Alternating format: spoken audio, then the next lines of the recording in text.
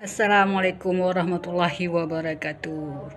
Kiban na tanging ka keban ka Sabang Marine Festival yang flyboard nan tengah wah tat kan.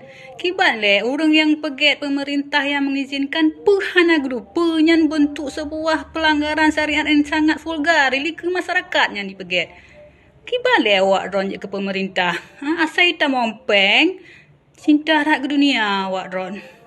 Nyan syariat Islam pemalai dan nyoli gop hai kem gop keban pun dipegat asal peng tamong hana masalah awak ron. Pemerintah kiban ni lejek lewat. Awak ron kadang hana malai kan hantam dengar pak urang bisik-bisik luar kan. Kamu masyarakat Aceh yang ada di luar yang Seri Raja Ulua malai pekek pu syariat Islam Aceh nging deh Sabang ikut lewatnya kiban. Aduh ya Allah, ni istighfar ju hai pemerintah. Nak istighfar. Nak cik yang ke bino bahi pelaku deh. Yang penting tak nyobek. Kon masalah dah nyobek. Awak bahi pelaku. Wati gejuk azab li Allah. Wati gejuk musibah li Allah. Petaka. Tanyo-tanyo kemah mandum. Nak ingat? Tanyo cik kemah. Tanyo 4 jauh. Tapi gara-gara awaknya mandum kenong tu.